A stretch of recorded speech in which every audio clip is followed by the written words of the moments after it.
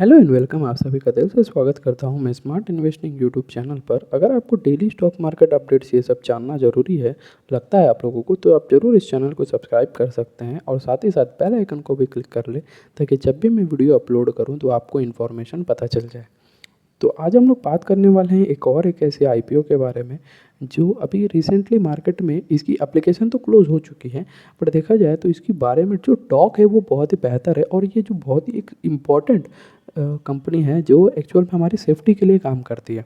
तो आगे हम लोग वो सारी चीज़ें हम लोग बात करने वाले हैं। बट अगर आपको लगता है कि आपने इसको मिस कर दिया आईपीओ को, जो आईपीओ के नाम है स्टड्स राइड योर ड्रीम्स। नाम से ही पता चल रहा है कि ये कोई जो है मोटर या ऐसी कंपनी के ऊपर है जो एक्चुअल में यानी राइडिंग वाली काम पे ही ये डील करती होगी। वैसे एक्चुअल में काम क्या करती है, इसकी बिज़नेस क्या है, वो भी हम लोग बात करेंगे। बट उससे पहले हम लोग ये जान लेते हैं। देखिए, वैसे ये सारी चीज़ें आपको जानना ज़रूरी नहीं है मेरे हिसाब से, बट स्टिल अगर आपने मिस कर दिया इस कंपनी को आईपीओ में अप्लाई करते वक्त, तो आप इसे फ्यूचर में भी अपने रडार में रख सकते हैं। ये बहुत ही इंपॉर्टेंट कंपनी है और आने वाले दिनों में इसका जो सेल्स है, या फिर यूँ कह सकते हैं इसकी जो वैल्यूएशन है वो बढ़ती ही रहेगी। तो अगर आप अभी ध्यान नहीं दोगे तो फिर आपको बाद में पछतावा होएगा। उससे अच्छा है कि अभी आप इस कंपनी के बारे में, आईपीओ एक ऐसी चीज़ होती है जहाँ पर आपको सारी चीज़ें पहले से ही बता दी जाती है कि एक्चुअल में काम क्या है क्या नहीं है, कितनी उसकी बेस प्राइस है, सारी चीज़ें आपको पता चल जाती है। तो इसीलिए आप आईपीओ वाली जितने भी वीडियोस होती है ना, वो आपको ज़रूर मिस नहीं करना चाहिए, आप लोगों को देखना ही देखना है उसे। ठीक है, उसके बाद अगर कंपनी के बारे में कोई एनालिसिस करता है तो वो अलग बात होती है।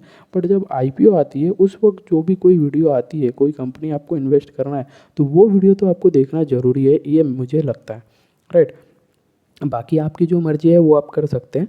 तो खैर, अभी इस वीडियो में हम लोग बात कर सकते हैं जो एक कंपनी जो है, इसकी जो बुक बिल्ड वैल्यू थी, मतलब ऑलमोस्ट ये 500 450 करोड़ के आसपास ये हम लोगों से मांग रही है। उसमें देखा जाए तो ऑफर फॉर सेल देखा जाए तो टोटल जो है वो ऑफर फॉर शेयर है। मतलब इस कंपनी में फ्रेश इशू कोई वैसे नहीं हो रही है। मतलब जो भी पैसा अगर हम लोग इस कंपनी में इन्वेस्ट करेंगे अभी, वो सारी की सारी जो है वो प्रमोटर्स अपनी शेयर्स बेच कर ही हमें वो जो है उनके पास ही पैसा जाएगा। मतलब कंपनी के ऊपर कुछ इन्वेस्टमेंट नहीं हो रही है। अब इस हिसाब से क्या लगता है आपको कि कंपनी बुरी है, वैसा कुछ लग रहा है क्या? नहीं, वीडियो देखिए, आप पूरा देखिए, आपको समझ में आ जाएगा। वैसे देखा जाए तो अगर कोई ऑफर फॉर सेल आता है, यानी पूरी की पूरी जो है वो अपने प्रमोटर के पास जा रही है, इसका मतलब क्या है कि कंपनी के जो प्रमोटर्स है वो चाहते हैं कि लोग जो है उस कंपनी में इन्वेस्ट करें, जो एक्चुअल में एक वैल्यू वैल्यू वाली इन्वेस्टिंग होएगी। राइट, तो अब दूसरी चीज़ें हम लोग देख लेते हैं यहाँ पर। जैसे कि कंपनी की जो शेयर प्राइस, देखिए मैंने बहुत सारी वीडियोस में भी आप लोगों को बताया होगा कि जब भी शेयर प्राइस जो है वो 10 ऐसी रहती है तो बहुत ही दिखने में अच्छा लगती है। इसका मतलब ये नहीं है कि अगर 5 रहे तो मैं उसमें इन्वेस्ट नहीं करूँगा। देखिए, 5 मेरी जो 3 चेकलिस्ट है जो मैंने पहले भी बताया है, अगर वो तीनों के तीनों फुलफ़िल होती है, पहली है शेयर की जो फेस वैल्यू, दूसरी है फाइनेंशियल्स, अगर वो प्रीवियसली लॉस ना की हो तो मैं उसमें इन्वेस्ट करता हूँ, तीसरी है उसकी पी रेशियो। ये 3 चीज़ें हैं जो मैं देखता हूँ। और कंपनी के बिज़नेस भी आप मान सकते हो, क्योंकि उसकी valuation, P ratio in the sense उसकी वैल्यूएशन, अगर ये तीनों चीज़ें मुझे अच्छी लगती है तो ही जाके मैं उसमें इन्वेस्ट करता हूँ। और इस कंपनी में देखा जाए तो जो फेस वैल्यू है वो 5 की है, और मेरा जो टिक है, मतलब मेरी जो पॉइंट है वो है 10 की अगर रहती है तो मैं उसमें इन्वेस्ट करता हूँ। उस हिसाब से देखा जाए तो ये 5 है तो मैं इसमें इन्वेस्ट नहीं किया हूँ अभी तक। राइट, बट ये मैं अपने रडार में रखा हूँ, ऐसी बात नहीं है कि मैं इसमें इन्वेस्ट नहीं करूँगा। मैं, मेरी जो आईपीओ वाली कंडीशन है वो फुलफ़िल नहीं करती है, बट जो बिज़नेस वाली कंडीशन है वो फुलफ़िल करती है। तो इसलिए मैं अपने रडार में रखा हूँ। जब भी अब इसमें अच्छी खासी करेक्शन होएगी या फिर ये कम में मिलेगी तो मैं इसमें ज़रूर इंटरेस्टेड रहूँगा। तो अब हम लोग देख लेते हैं दूसरी चीज़ है, जैसे कि इसकी जो फाइनल प्राइस है, या यूँ कह सकते हो जो 585 में पर शेयर हम लोगों का, आप लोगों ने शायद अप्लाई किया होगा। अगर नहीं किया है तो बाद में आप लोग देख सकते हो, और आपको एक लॉट में 25 शेयर्स आपको मिलेगी। यहाँ तक तो सब कुछ सही चल रहा है। अब बात कर लेते हैं ये जो एंकर इन्वेस्टर्स है, जो मैंने पहले भी बताया है कि मैं बोल रहा हूँ कि फ्यूचर में जब भी इसमें करेक्शन आएगी तो मैं इसमें इंटरेस्टेड रहूँगा। तो वो टाइम कब है, आप लोग को ध्यान दीजिएगा, फेब 2 जो 26 है। यानी जो भी एंकर इन्वेस्टर्स होते हैं, देखिए एंकर इन्वेस्टर होते क्या हैं, एक्चुअल में एंकर इन्वेस्टर वो इन्वेस्टर्स होते हैं जो कंपनी को इनिशियल स्टेज में बहुत ज़्यादा हेल्प करते हैं। और एंकर इन्वेस्टर क्या है कि वो लोग लॉन्ग टर्म के लिए नहीं रहते हैं।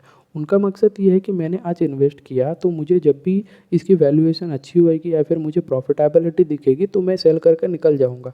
बट सेबी की कुछ कंडीशंस है कि अगर कोई भी कंपनी मार्केट में लिस्ट होती है तो अगर उसमें कोई भी एंकर इन्वेस्टर रहते हैं आपके, उनके चाहे जितने भी पोजीशन हो, वैसे देखा जाए तो इस कंपनी में 136 करोड़ के आसपास है, तो उसमें से सिर्फ 50% ही वो लोग सिर्फ 30 डेज के बाद जो है वो सेल करके निकल सकते हैं। और जो बची 50% है, या यूँ कह सकते हो बहुत सारे एंकर इन्वेस्टर ऐसे होंगे कि एक ही बार मैं बाद में ही सेल करूँगा, 90 डेज़ होने दो कहकर।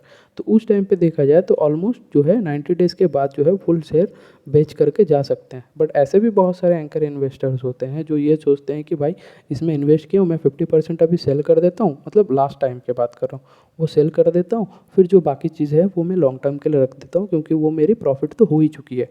ऐसे भी सोचने वाले बहुत लोगों के थे। तो जब इतने बड़े वैल्यू में अगर कोई सेलिंग होती है तो उस टाइम पे शेयर तो हल्का खासा डिप होएगी, तो वो एक बेस्ट टाइम होएगा आप लोगों को इन्वेस्ट करने के लिए। तो वो जो डेट है वो Feb 2 जो है, आप लोग ये चीज़ इस डेट को ध्यान रखिएगा। और December 4 भी आप ध्यान रख सकते हैं क्योंकि बहुत सारे अलग तरीके के सोचने वाले भी लोग होते हैं, तो वो भी आप डेट जो है याद रख सकते हैं। बात कर लेते हैं इसकी जो कुछ टाइमलाइन के बारे में। तो वैसे टाइमलाइन आप लोगों को देखने की ज़रूरत नहीं है, बट इसमें इंपॉर्टेंट एक टाइमलाइन वो है कि लिस्टिंग डेट।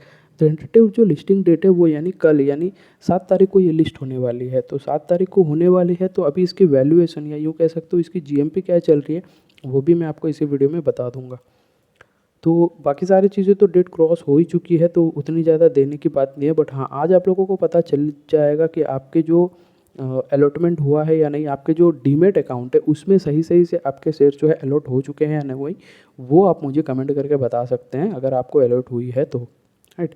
तो बाकी दूसरी चीज़ें देख लेते हैं। जो प्रमोटर की होल्डिंग जो पहले 78.78 थी, मतलब 78 थी, वो अभी घटकर हो जाएगी 61.76।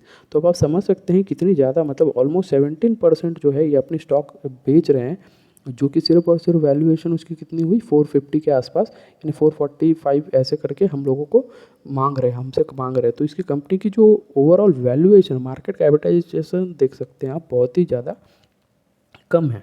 तो एक्चुअल में ये कंपनी काम क्या करती है, जैसे नाम से आपको पता चल रहा है, जैसे मैंने पहले भी बताया राइड योर ड्रीम्स, तो उसी में है ये। एक्चुअल में 1975 में ये कंपनी बनती है और 1983 में ये कंपनी इस्टेब्लिश कर दिया जाता है। जो एक्चुअल में जो टू व्हीलर्स होती है ना, जो मोटरसाइकिल्स ये सब होती है, जो एक्चुअल में फरीदाबाद है, हरियाणा जो रीजन है उसमें ये काम करती है। और कंपनी के एक्चुअल मेन जो काम है वो हेलमेट्स वगैरह बनाना, राइट, जो और सेल करती है।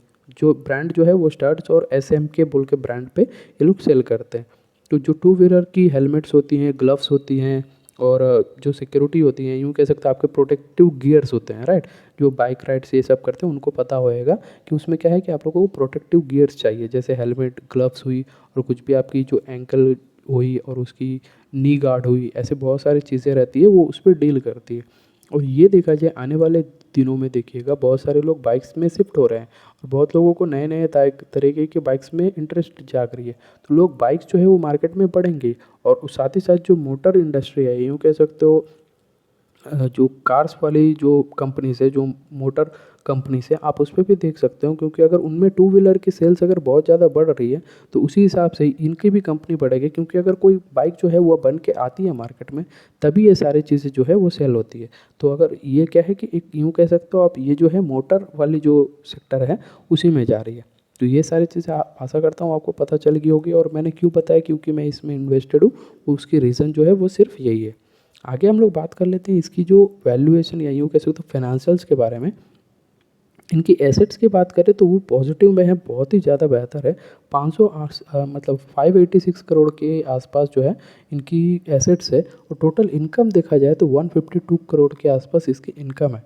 और इसकी जो एबिटा देख सकते हो आप, वो 30 करोड़ के आसपास है। जो ओवरऑल देखा जाए तो सारी जगह पे ये पॉजिटिव में ही है। तो जो मेरी दूसरी जो पॉइंट थी जिसमें इसकी मैं फाइनेंशियल देखता हूँ, उस पॉइंट में ये सेलेक्ट हो जाती है, क्योंकि यहाँ पर बहुत सारे ऐसे कंपनीज होते हैं ना जो पहले लॉस में थी, फिर जाके अभी पॉजिटिव में आ जाती है तो IPO लॉन्च करती है। वैसी ये कंपनी है नहीं। ये इसके रीज़न सिर्फ यही है क्योंकि बहुत ही अच्छी इंपॉर्टेंट नीश पे ये काम कर रही है। देखिए, तो इसीलिए ये कंपनी मुझे बहुत ही ज़्यादा पसंद आई है, बट मेरी कंडीशन फुलफ़िल नहीं होने के कारण मैंने इसमें अप्लाई नहीं किया है। बाकी आपकी मर्ज़ी, अगर आपने किया है तो मुझे ज़रूर कमेंट करके बता सकते हैं। और इसकी जो रिजर्व्स ये सब देख सकते हो, ऑलमोस्ट ये 400 करोड़ के आसपास है, तो जो मेरे हिसाब से बहुत ही बेहतर है। और बोरोविंग्स भी देख सकते हो बहुत ही कम है, तो ओके ओके है इसकी फाइनेंशियल्स, तो मुझे ये पॉजिटिव अच्छी लगी। और आगे बात कर लेते हैं इसकी आरओई के बारे में। तो आरओई देख सकते हैं 16% के आसपास है। यहाँ पर थोड़ी सी मुझे ख़राब लगी क्योंकि इसकी जो आरओई मैं जो एक्सपेक्ट करता हूँ वो ऑलमोस्ट जो है 18 से लेकर 24 के आसपास में एक्सपेक्ट करता हूँ। जो उस हिसाब से देखा जाए तो ये ओके ओके है, मैं ख़राब भी नहीं कह सकता हूँ क्योंकि 16.64 यूँ कह सकते हो ये ऑलमोस्ट 18 के पास में ही है, तो मेरे लिए ओके है। और आर ओ सी ही देख सकते हो 20.25 के आसपास है, तो ये बहुत ही बेहतर है क्योंकि जो मैं भी एक्सपेक्ट करता हूँ 22 इन द रेंज, तो वो सही है। और डेप्ट भी देख सकते हो इसके ऊपर बहुत ही कम है, जो मैंने पिछले स्लाइड में भी बताया था कि 2 करोड़ के आसपास इनके पास बोरोविंग्स है, तो वो वही है। और प्रॉफिट मार्जिन जो है, प्रॉफिट आफ्टर टैक्स की जो मार्जिन है वो 11-12% के आसपास है। और अर्निंग बिफोर टैक्स वाली जो earning before income tax and depreciation, ये जो आप देख सकते हो ये भी ऑलमोस्ट 18% के आसपास है, तो ये भी ओके है और ये भी ओके है। बट हाँ, ये अगर 15 के आसपास होती तो मुझे और भी ज़्यादा अच्छा लगता। बट ओवरऑल अब देखिए इसकी जो मार्केट कैपिटलाइजेशन है वो 2302 के आसपास है, जो कि बहुत ही कम है। आने वाले दिनों में ये बढ़ सकती है और बढ़कर ऑलमोस्ट 10,000 तक जा सकती है, ऐसे मेरी मानना है। राइट, तो अगर आपका भी ऐसा मानना है तो ज़रूर मुझे कमेंट करके बता दीजिए कि आपका इस पे क्या राय है। और प्राइस टू बुक वैल्यू आप देख सकते हो सिर्फ 5 टाइम्स है, जो कि बहुत ही ज़्यादा पॉजिटिव है।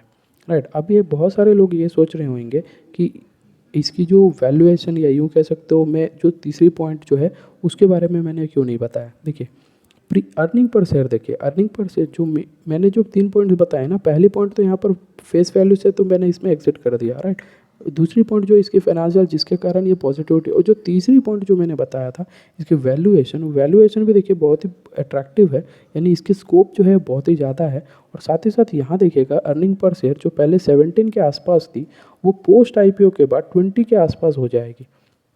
तो इसकी earning per share post IPO के बाद बढ़ने वाली है, यानी हमारे लिए बेनिफिट की बात है। और पी रेशियो देखिए जो पहले 33 के आसपास थी, पोस्ट आईपीओ के बाद ये 28 हो जाएगी, यानी जो वैल्यूएशन है उसमें घट रही है, जो प्राइस टू इक्विटी जो वैल्यू है वो घट रही है। तो इसी हिसाब से मुझे बहुत ही ज़्यादा अट्रैक्टिव लगी, इसीलिए मैं बोल रहा हूँ कि मैं इसे फ्यूचर के अपने रडार में रख रहा हूँ। जब भी मुझे मौका मिले, ऐसे कि जो है Feb 2 जो मेरी डेट है, यानी Feb 2 के जो डेट है उसके बाद में इसमें जब भी करेक्शन आएगी तो मैं अपनी क्वांटिटी, या फिर यूँ कह सकते हो शेयर में इंटरेस्ट जो है वो दिखाना स्टार्ट कर दूँगा।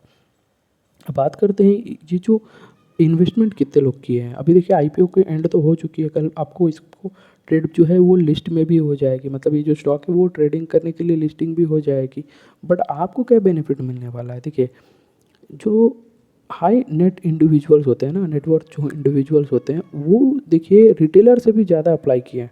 यहाँ पर देखिए रिटेलर जो है वो सिर्फ 22 टाइम्स ही इन्वेस्ट किए हैं। बट जो बड़े लोग हैं जो फिर 10 लाख के नीचे या फिर 10 लाख के ऊपर जो अब इन्वेस्ट करते हैं वो देखिए ऑलमोस्ट 83 टाइम्स हो चुके हैं। और जो 10 लाख के नीचे रहते हैं और 2 लाख के ऊपर रहते हैं वो देखा जाए तो 64 टाइम्स जो है उन्होंने इन्वेस्ट किया है। तो देखा जाए तो इसमें जो एप्लीकेंट्स है वो ऑलमोस्ट 20 लाख से भी ज़्यादा लोग अप्लाई कर चुके हैं, क्योंकि कंपनी की जो वैल्यूएशन है वो बहुत ही कम है, इसमें पोटेंशियल बहुत ज़्यादा है और ये बहुत ही नीश ऐसी जो मार्केट में काम कर रही है। इसमें कोई कंपटीशन वैसी चीज़ तो उतनी है नहीं। और इसमें क्या है कि बहुत सारे लोग अपने शौक के लिए भी बहुत सारी चीज़ें खरीदते हैं, तरह तरह के हेलमेट्स खरीदते हैं, तो उन सारी चीज़ों में बहुत ही अच्छी है। तो इसीलिए क्या है कि इसमें ज़्यादा लोग अप्लाई किए हैं। और इसके मार्केट कैपिटलाइजेशन देखा जाए तो बहुत ही कम 2000 के आसपास है और इसमें पोटेंशियल भी बहुत ज़्यादा है। इसीलिए क्या है कि इसमें एप्लीकेशन बहुत ही भयंकर तरीके से हुई है। अब आप सोच रहे होंगे कि इसकी एक्चुअल में जीएमपी क्या होएगी, तो आज हम लोग देख लेते हैं जीएमपी भी। और इस जीएमपी जो है मैं कल वाली जो डेट है, यानी कल की जो शाम को मैं इसको कलेक्ट किया था ये डेटा, तो उसमें देखा जाए तो ऑलमोस्ट 62 के आसपास है। और ये जो शेयर जो है वो 585 के आसपास की इसकी हमारा पैसे में दे रही है। राइट, तो अभी देखा जाए तो आपको लग रहा होगा कि कितनी कम है, मतलब 585 पर जो शेयर है उस पर सिर्फ 67 की हमें मिल रही है और ये पहले से घट रही है। और देखा जाए तो ये कितने टाइम्स हो जाएगी, तो आपको ऑलमोस्ट 11 से 12% की आपको यहाँ पर रिटर्न दिख रही है। बट मेरी ये मानना है कि जिस टाइम पे ये लिस्ट होएगी तो ये ऑलमोस्ट 75 पॉइंट से, मतलब 75 रुपीज़ से ज़्यादा की लिस्टिंग गेन आपको देने वाली है पर शेयर। तो ओवरऑल आप देखा जाए तो ऑलमोस्ट 14 से लेके 16% तक की आपको रिटर्न यहाँ पर मिलने वाला है एज अ लिस्टिंग गेन। बाकी क्या होती है वो हम लोगों को लिस्टिंग होने के बाद ही पता चलेगी। बट ओवरऑल अगर मैं इस आईपीओ के बारे में एक समरी बताऊं तो इसकी जो फाइनेंशियल्स है वो बहुत ही बेहतर है और मार्केट कैपिटलाइजेशन की बात करें तो वो भी बहुत ही कम है, जिसकी पोटेंशियल जो है वो बहुत ही ज़्यादा बढ़ जाती है। और अर्निंग पर शेयर देखा जाए और साथ ही साथ पी रेशियो देखा जाए, दोनों पॉजिटिव में है, मतलब मुझे अट्रैक्ट कर रही है। और साथ ही साथ क्या है कि इसकी जो बिज़नेस है वो भी बहुत ही मैक्रो, मतलब बहुत ही डिफरेंट हट के थोड़ी बिज़नेस है, जो डिपेंडेंट है सिर्फ और सिर्फ मोटर इंडस्ट्री के ऊपर, टू व्हीलर्स की बिज़नेस के ऊपर इस पे काम है। तो बहुत सारे लोग क्या है शौक के लिए भी इसमें इसके प्रोडक्ट्स खरीदेंगे। और साथ ही साथ मैंडेटरी भी है, क्योंकि सोसाइटी में अगर आपको रहना है तो आपको प्रोडक्ट कर ही काम करना पड़ेगा। तो ये पूरी यूँ कह सकते हो प्रोडक्टिव वाली सेगमेंट में काम करती है। तो इसमें इसकी बंद होने की या यूँ कह सकते हो बिज़नेस में कोई प्रॉब्लम नहीं होने वाले हैं इन फ्यूचर भी। तो ये सारी चीज़ों को देखकर मुझे तो ये बहुत ही अच्छी लगी है, बट मैंने अप्लाई नहीं किया है क्योंकि मेरी जो 3 जो सेगमेंट्स होती है, जिसमें से पहली जो सेगमेंट है फेस वैल्यू, उसके कारण मैंने इस पर इन्वेस्ट नहीं किया। बट बाकी देखा जाए तो सारे की सारी ओके है, बट फेस वैल्यू भी उतनी भी नेगेटिव नहीं है जितनी मैं सोचा था, क्योंकि एक्चुअल में 10 की फेस वैल्यू रहती तो मैं इन्वेस्ट करता, बट इसकी जो है सिर्फ 5 है। तो मुझे लगता है कि 5 भी ओके ओके है, इसीलिए मैं अपने रडार पे इसे रख रहा हूँ। फेब 2 तारीख को मैं इस पे ज़्यादातर फोकस करूँगा, क्योंकि उस टाइम पे एंकर इन्वेस्टर जो है वो एग्जिट कर जाएंगे इस कंपनी से, या फिर बहुत ही ज़्यादा सेलिंग होने वाली है। तो इसीलिए मैं वो डेट्स को अपने फोकस में रखूँगा और उस वक्त मैं आपको अलग से एक वीडियो बनाकर भी बता दूँगा। तो आशा करता हूँ कि आपको सारी चीज़ें अच्छी लगी होगी। अगर लगी है तो ज़रूर इस चैनल को सब्सक्राइब कर लीजिएगा। अगर वीडियो पसंद आई है तो ज़रूर एक लाइक कर दीजिएगा। और दूसरी जो मेरी चैनल है रूपी इन्वेस्टिंग चैनल, उसे भी आप सब्सक्राइब करके रख सकते हैं, क्योंकि वहाँ पर भी जो इम्पोर्टेंट इन्वेस्टमेंट की जो अपॉर्चुनिटीज़ है वो मैं आपको वहाँ पर प्रोवाइड करता रहता हूँ। नॉट ओनली स्टॉक मार्केट, जो म्यूचुअल फंड्स होती हैं और साथ ही साथ जो इंश्योरेंस वगैरह होती है, वो सारी चीज़ों पर मैं वहाँ पर आपको प्रोवाइड करता रहता हूँ। तो मिलते हैं अगले वीडियो में, तब तक के लिए जय हिंद।